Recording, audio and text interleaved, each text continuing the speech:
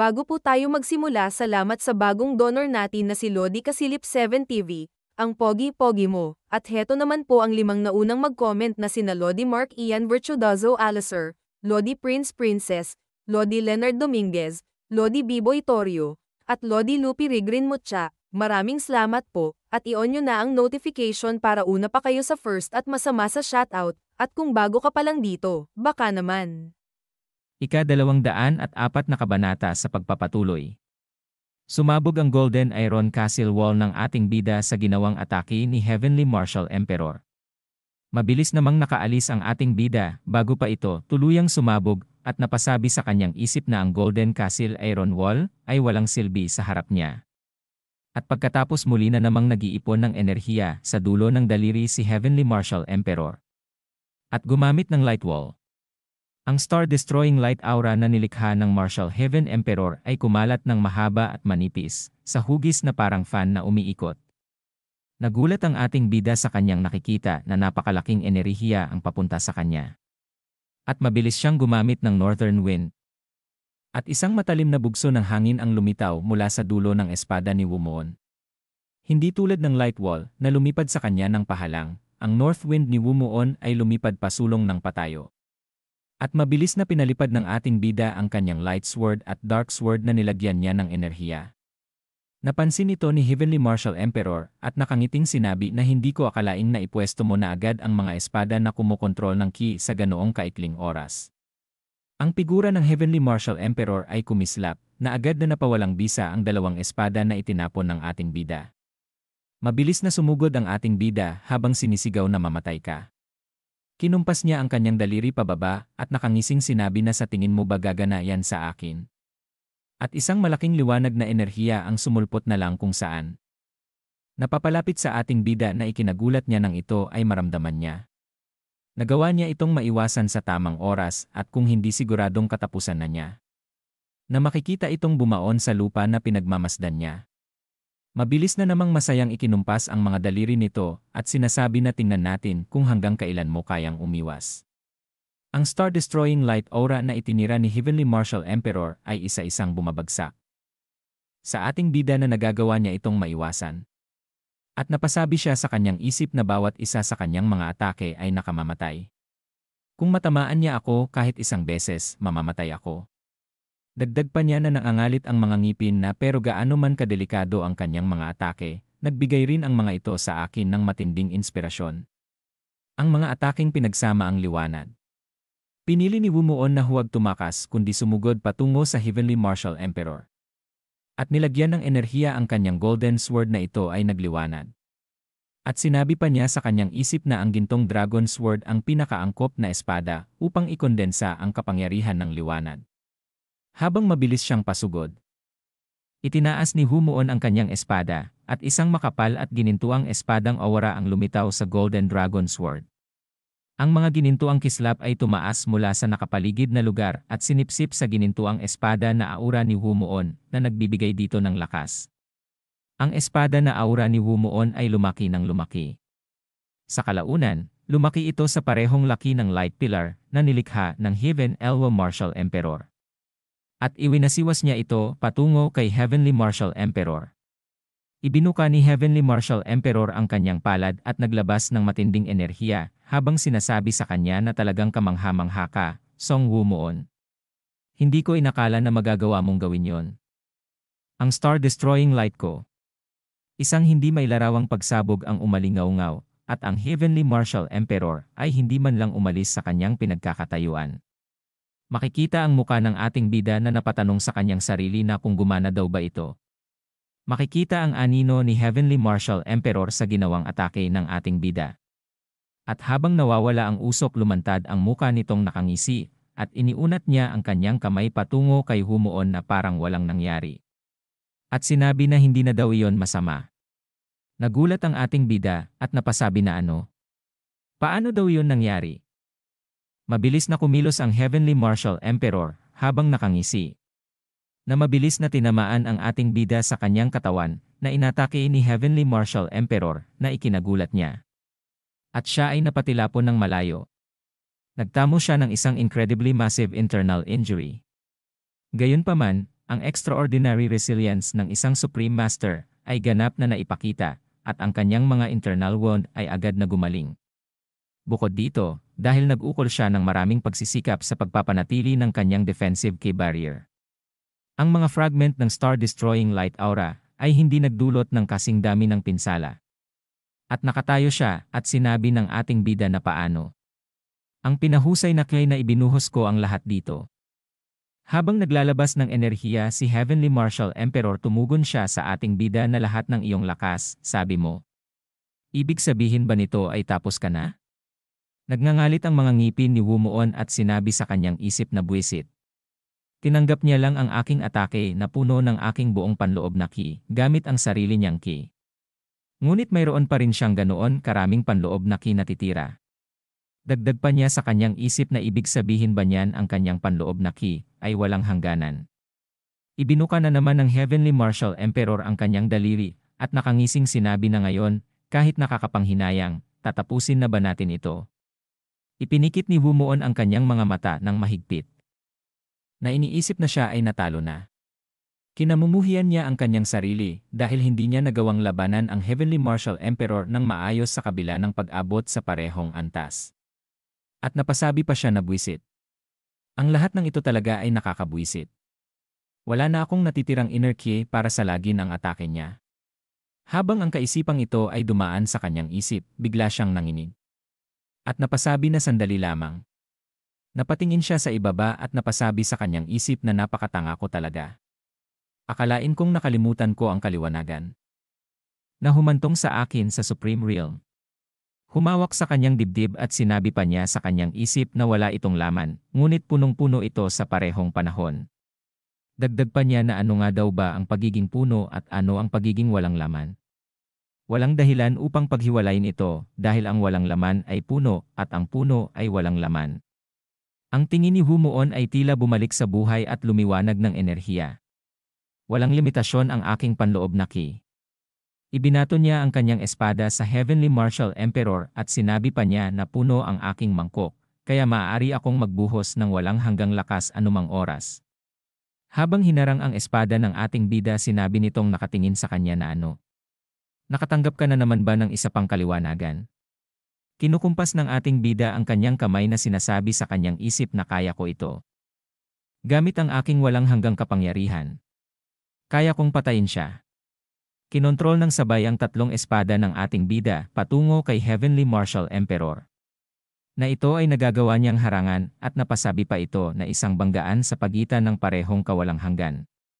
Malakas pang tumawa ito at sinabi na magagawa kaya ng bagong hambog na supreme na bata na higitan ang aking kawalang hanggan.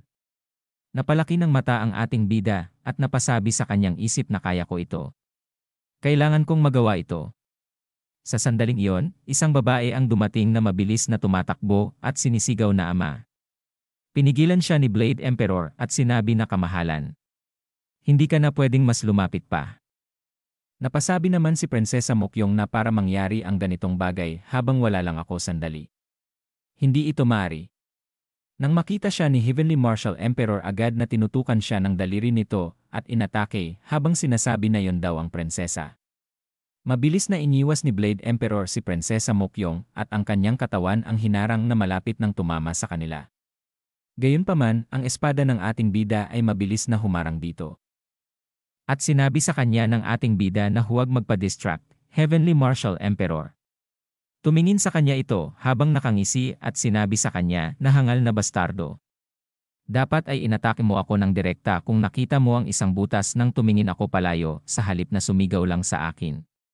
Naiinis ang ating bida na makikita ang muka niya. At natural na napansin ng Heavenly Martial Emperor ang intensyon ni Wumuon na panatilihing buhay ang prinsesa at ang Blade Emperor at naglunsad siya ng sunod-sunod na atake. At lumabas ang bolt ng Transcendent Finger Aura sa kanyang 10 daliri.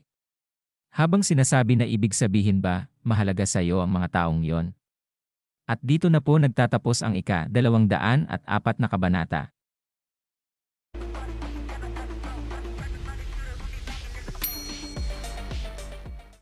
Ika-205 kabanata. Sa pagpapatuloy. Napangiwi ng muka ang ating bida habang kinokontrol niya ang kanyang espada at napasabi na buwisit. Dahil ang mga enerhiya ay pilit niya hinaharangan papunta kay na Blade Emperor at Prinsesa Mokyong. At napalingon si Blade Emperor at napasabi sa kanyang isip na si Song Wumon daw ay tinutulungan sila. At sinabi ng ating bida na Heavenly Martial Emperor, ako ang iyong kalaban. Huwag kang gumawa ng mga mababang bagay. Habang sinasabi niya iyon, nakaramdam si Wumuon ng pagtataka.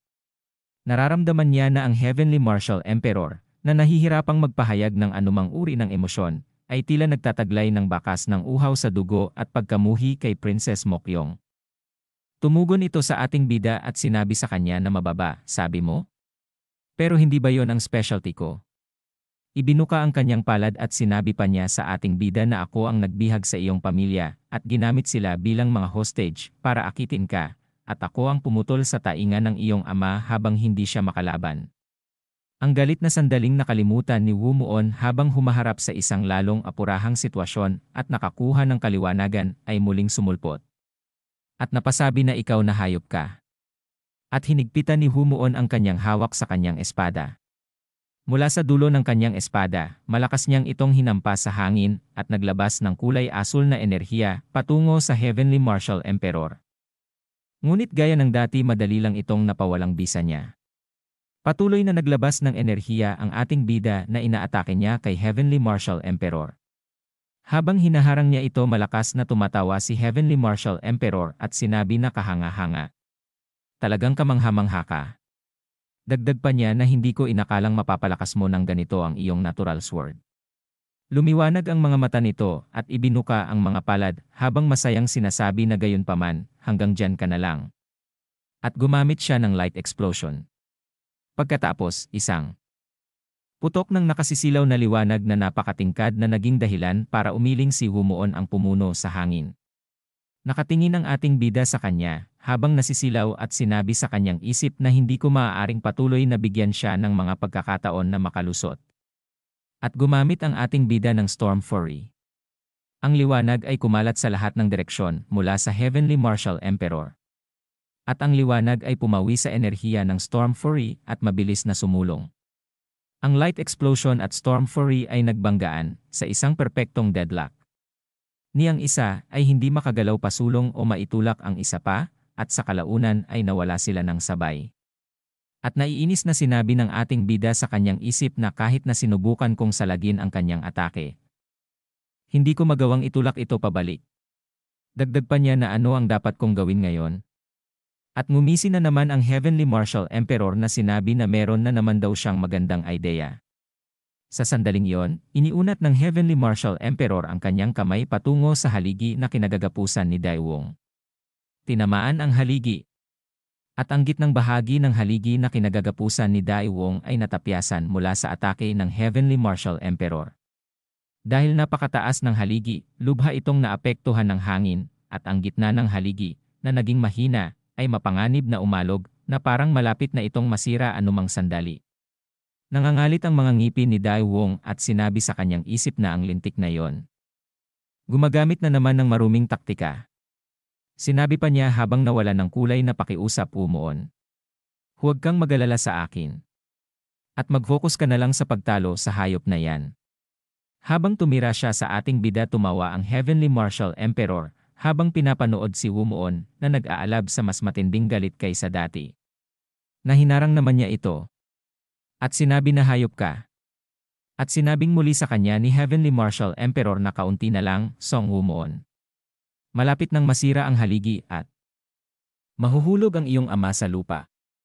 Malakas pa itong tumawa at sinabi sa kanya na dahil ang iyong ama ay kararating pa lamang sa transcendent stage, kung siya ay mahuhulog sa lupa na ang kanyang ki ay nakakulong tulad nito, maaaring medyo mahirap para sa kanya na mabuhay. Habang nagsasalita ang Heavenly Martial Emperor, ang manipis na bahagi ng haligi ay hindi nakatiis sa malalakas na hangin at talagang nasira. Mabilis na bumabagsak si Daewoo. Napasigaw ang ating bida na ama. Ang tanawin ng kanyang ama na nahuhulog sa lupa ay tila lumalaki at lumalaki sa harap ng mga mata ni Wumuon at parang bumagal ang oras. Makikita ang kanyang mata at sinabi sa kanyang isip na kung susubukan kong iligtas ang aking ama ngayon, Sasamantalahin ng bastardo ang puwang na yon. Kailangan ko muna siyang patayin. Hindi niya maisip ang isang paraan para patayin ang Martial Heaven Emperor. At naisip niya noong akala niyang namatay ang Palm Emperor na sinabi niya katulad ng dati. Hindi ko maaaring mawala ang mahalagang pamilya ko muli tulad ng nangyari noon. Dagdag pa niyang sinabi sa kanyang isip na tiyak na mayroon pang ibang solusyon. Naniniwala siya sa kanyang sarili, at naniniwala siya sa celestial and divine swordsmanship. Mabilis na lumipad si Wumuon sa hangin patungo sa Heavenly Martial Emperor. Nang hindi alam kung anong uri ng teknik ang kanyang gagawin. Sa ngayon susugod daw muna siya. At unti-unting lumalabas ang enerhiya sa kanyang mata at sinabi sa kwento na sa sandaling iyon. Song Wumuon ay gumugol ng isang maikling panahon na pakiramdam ay parang isang kawalang hanggan. Hinawakan ng mahigpit ang kanyang espada na dagdag pa sa kwento na ang tanging nasa isip niya ay patayin ang Heavenly Martial Emperor anuman ang mangyari. Malapit na siya sa Heavenly Martial Emperor na nakatayo lamang na hinihintay siya na sabi pa sa kwento na marahil dahil umatak si Song Wumuon sa Heavenly Martial Emperor nang walang anumang paghahanda. Makikita ang ating bida na dagdag pa sa kwento na sa isang sandali na tila walang hanggan, nakakita siya ng bahagyang pag-asa. At napasabi siya sa kanyang isip na makikita ang kanyang mata na alam ko na. Mayroon akong teknik ng espada. Na mayroon akong espada na naglalaman ng buong mundo. Lahat ng bagay. Ang huling galaw sa celestial at divine swordsmanship. Hindi ito mukhang kasing lakas ng Storm Fury, Northern Wind Cold Snow, o Golden Castle Iron Wall. Ito ay parang walang halaga, tulad ng espada na hawak ng isang walang kapangyarihang magsasaka sa nayon. Hindi ito naglabas ng matinding enerhiya na sapat upang lupigin ang kalaban o matalim at nakakatakot na intensyon ng pagpatay. Ito ay simpleng, mapayapa. Gayunpaman, sa swing na yon, nakita ng Heavenly Martial Emperor ang kawalan ng pag-asa.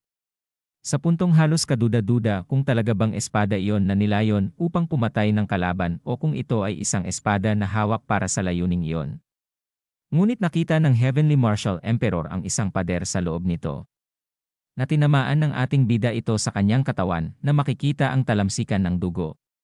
Na sinabi pa sa kwento na isang pader ng desperasyon, napakakapal at napakataas na hindi ito maaaring malampasan o masira. At dito na po nagtatapos ang ika-205 kabanata.